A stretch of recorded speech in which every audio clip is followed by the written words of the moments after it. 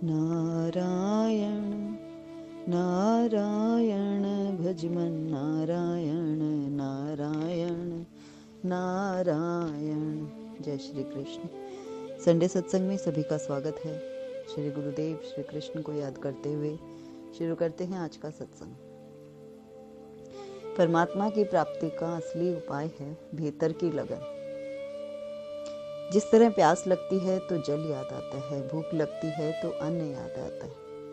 अतः हम कैसे भी हों, पापी, दुराचारी, कपटी, लोभी, अभिमानी, क्रोधी, कैसे भी हों, पर लगन लग जाए तो सारे अवगुण मिट जाते हैं। एक भगवान को चाहने के अलावा कोई कार्य बचे ही नहीं। मनुष्य शरीर का यही तो प्रयोजन है कि हम सब काम करते हुए भीतर से लगन बनाए रखें। हाथ काम मुख राम है, हृदय सांची प्रीत, दरिया गृहस्थी साधु की यही उत्तम रीत। संत कहते हैं कि हाथ काम करते रहें और मुख में राम हो, यही सच्ची प्रीति है।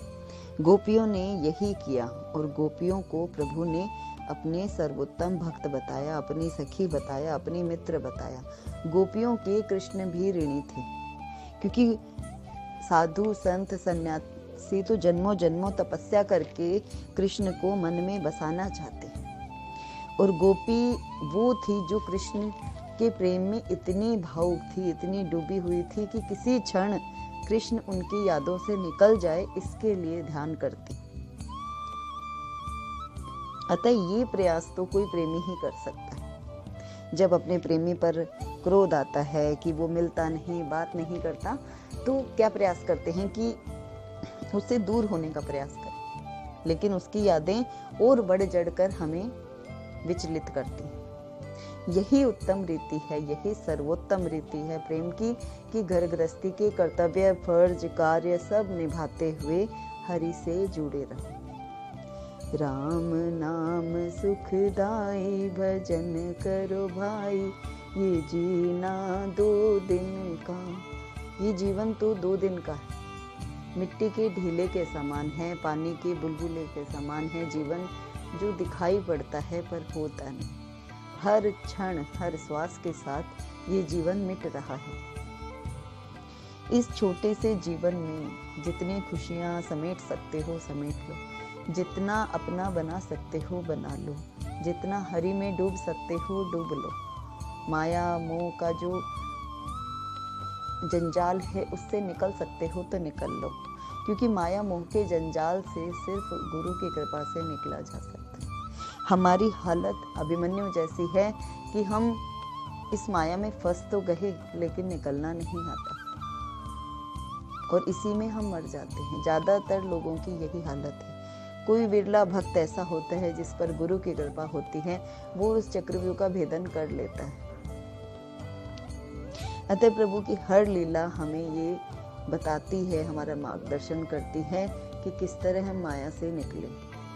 हम प्रभु को निहारते रहें, पुकारते रहें, कातर स्वर में उन्हें याद करते रहें, रोम रोम से उनकी ध्वनि निकलती रहे, ऐसा भाव हमारा बने। हम निधि कितनी भी कमा लें, पर जो संसार की निधि है वो तो इस शरीर के साथ, वो धन, वो गाड़ी, वो बंगले, सब कुछ यहीं रह जाएगा।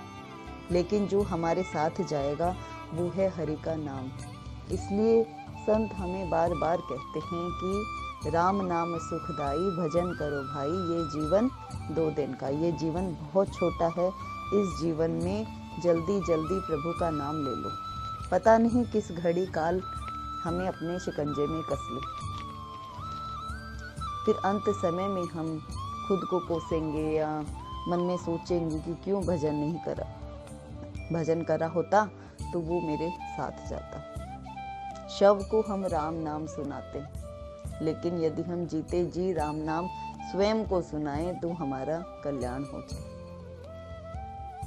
भगवान ने तो हमारे लिए सारी ही विधियां बनाई कि तुम किसी भी विधि से चलो, साधन कोई भी हो, लेकिन निधि एक ही हो, कृष्ण नाम। प्रभु ने कलयुग में नाम में ही स्वयं को स्थापित कर दिया, नाम में ही नामे विराजमान। कलयुग केवल नाम आधारा, सुमिर सुमिर नर उतरे ही पारन। कलयुग में 1000 दोष। कलयुग के लिए हम बार बार कहते हैं ये कलयुग है इसलिए ऐसा हो रहा है, इसलिए भ्रष्टाचार है, इसलिए अपराध हो रहे हैं, इसलिए ऐसा हो रहा है, वैसा हो रहा है। हम कलयुग को कितना दोष देते हैं, पर कलयुग में एक गुण भी है कि कलयुग में प्रभु का नाम भव सागर से पार कर सकता है। बहुत इजी है करने वालों के लिए कि प्रभु का नाम लेकर हम इस संसार रूपी सागर से पार हो सकते हैं। कलयुग केवल नाम आधारा, सुमिर सुमिर नर उतरहि पारा।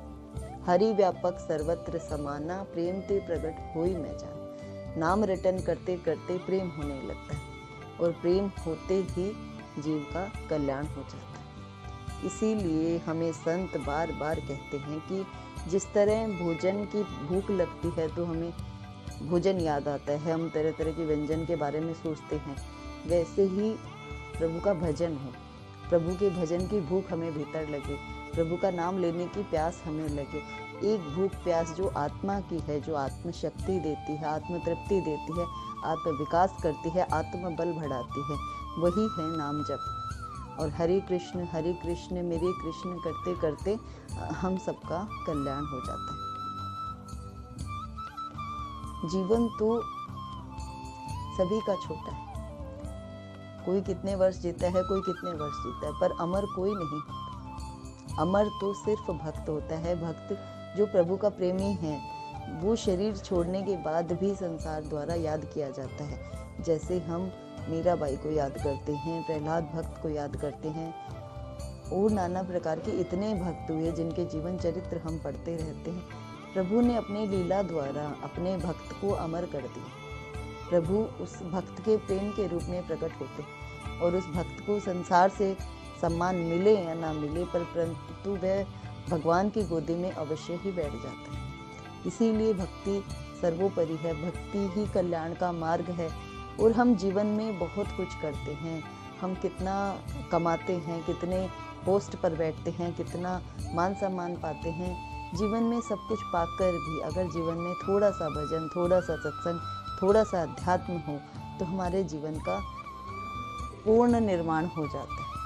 पूर्ण निर्माण तभी होता है जब जीवन में सत्संग हो, भजन हो। क्योंकि हम किसी भी बड़े से बड़े मिनिस्टर को या किसी अच्छे व्यक्ति को देखते हैं जो संसार के साथ साथ भगवान से भी जुड़ा है, तो उसका सर्वांगीण विकास हुआ हमें समझ आता है। हमें ऐसे लगता है कि इसमें ऐसी कौन सी करामात है जो ये सबको लुभा लेता है या ये सबका फेवरेट है। तो उसके अंदर कहीं ना कहीं कोई दैवीय शक्ति कार्य करती है, कोई ईश्वर का प्रेम कार्य करता है।